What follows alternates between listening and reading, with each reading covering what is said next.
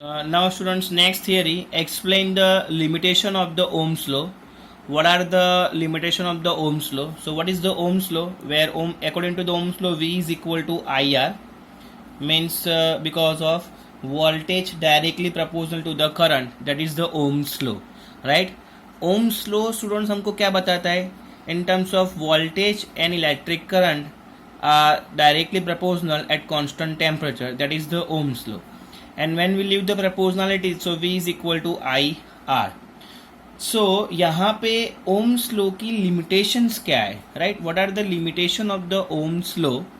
So that the first limitation, the voltage and current relationship is non-linear. Especially we can take the graph for understanding. The voltage and electric current is non-linear. We can take the voltage on the y-axis and electric current on the x-axis, right? So when we apply the voltage across the conductor, means समझ लीजिए conductor है, इसके across पे मैंने एक simple सा battery connect कर दिया, राइट? एंड वोल्टेज अगर मैं अप्लाई कर रहा हूँ, समझ लो मैं यहाँ पे इस कंडक्टर की कैपेसिटी है 5 वोल्ट. सो जब तक इस कंडक्टर को मैं 5 वोल्ट अप्लाई करूँगा, राइट, तब तक ये वोल्टेज एंड इलेक्ट्रिक करंट जो है दोनों लीनियरली प्रोपोर्शनल हो गए, right? So voltage directly proportional to the electric current. But if I can hit more than the, means I apply the voltage more than the 5 volt, then it is the non-linear. So यहाँ से वो उसका diagram कैसा हो जाएगा, ऐसे. It is the non-linear. Means यहाँ से वोल्ट इलेक्ट्रिक करंट जो है स्टूडेंट्स कांस्टेंट हो गया ये पॉइंट पे, बट द वोल्टेज जो है वो चेंज हो रहा है. मीन्स 5 वोल्ट से 6 वोल्ट हुआ, करंट यहाँ पे स्टेबल हो गया, 6 वोल्ट, 7 वोल्ट, 8 वोल्ट, राइट? सो ये जो कंपोनेंट्स होगा वो हीट, मीन्स हीट एनर्जी से मीन्स वहां पे अप्लाई हो जाएगी और वो कंपोनेंट जो है आफ्टर सम टाइम बर्न हो जाएगा, राइट? सो इसकी कैरेक्टरिस्टिक कैसी हुई, non linear, right? At the point A, O to A, it is working the linear. After that point A, it is non-linear because वो linear नहीं रहे. Linear में student straight line. Linear का meaning होता है straight line, right?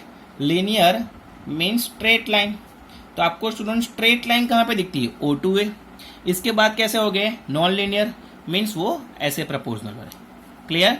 Okay. Now voltage and electric current relationship depends on the sign of voltage. ये जो relationship है यहाँ पे, इन दोनों में से ऑलवेज साइन किसकी कंसीडर करते हैं हम लोग, वोल्टेज की. सो उसको समझने के लिए भी हम लोग एक ग्राफ ले लेते हैं. If we take the components, means especially in the semiconductor, current we can take on the y-axis, ये पॉजिटिव इलेक्ट्रिक करंट होगा, ये negative. And voltage we can take on the X axis, positive voltage and negative voltage, right? आपको students पता है ये means first quadrant है. First quadrant में दोनों ही वोल्टेज एंड इलेक्ट्रिक करंट जो है, राइट, यहाँ ये वाला पोर्शन क्या होगा, पॉजिटिव इलेक्ट्रिक करंट, वोल्टेज भी कैसा है, पॉजिटिव. और ये वाला पोर्शन कैसा है, तो यहाँ पे वोल्टेज भी नेगेटिव दिख रहा है एंड इलेक्ट्रिक करंट जो है वो भी नेगेटिव है, राइट? सो यहाँ से ध्यान पे देखना, अगर हम लोग कोई भी सेमीकंडक्टर का इक्विपमेंट लेते हैं, सेमीकंडक्टर स्टूडेंट्स आप पार्ट 2 में सीखोगे, but when we apply the voltage across the any semiconductor, mean समझ लो ये हम लोग डायोड लेते हैं, ये डायोड है, इसका सिंबल है, राइट? इसके अक्रॉस में अगर मैं बैटरी कनेक्ट कर रहा हूँ, इसके अक्रॉस में मैं बैटरी कनेक्ट किया है, तो उसका वर्किंग कैसे होगा, राइट? सपोज 1 वोल्ट और 2 वोल्ट तक, जैसे ही मैंने 1 वोल्ट दिया उसमें इलेक्ट्रिक करंट इंक्रीज नहीं हुआ, 2 वोल्ट दिया इलेक्ट्रिक करंट इंक्रीज हुआ, मोर देन 2 वोल्ट उसकी एफिशिएंसी आ रही है तो electric current is going to suddenly increase, right? So यहाँ पे इलेक्ट्रिक करंट की जो साइन है वो किस पे डिपेंड रही, वोल्टेज पे. मैंने जैसे ये पॉजिटिव वोल्टेज दिया, मीन्स फॉरवर्ड वोल्टेज दिया, सो इलेक्ट्रिक करंट भी कहाँ पे इंक्रीज हुआ, फर्स्ट पॉजिटिवली. अगर मैं यहाँ पे नेगेटिवली कनेक्ट कर रहा हूँ, सो वो ओपन नहीं हो जाएगा, तुरंत ब्रेक नहीं होगा. अगर मैं इसको डायोड को नेगेटिव के साथ ऐसे कनेक्ट कर रहा हूं, negative and positive, right, we can apply the negative voltage, right. So negatively वो इंक्रीज होगा, so electric current negative side increase होगा, राइट. सो इलेक्ट्रिक करंट की भी वैल्यू कैसी आई, negative. If the voltage apply is negative, if the voltage apply is positive, then the electric current की भी value कैसी आई, positive. Clear. So V and I relationship depends on the sign of voltage. Sign of voltage का meaning क्या हुआ कि अगर voltage positive है then the value of electric current is also positive. If the voltage are negative then the value of electric current is also negative. Clear students. Now students, next and last limitation of the Ohm's law, the voltage and current relationship is non unique. Non unique का meaning होता है for the certain value the of voltage electric current is going to increase and for the certain value of voltage the electric current is going to decrease. तो उसको graph में students हम लोग कैसे mention कर सकते हैं. सो graphically we can take the value of electric current on the y-axis in milliampere and voltage we can take on the x-axis, right.